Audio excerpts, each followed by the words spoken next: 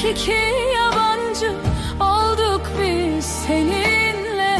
Nasıl dayanır kalbim severken gidişine?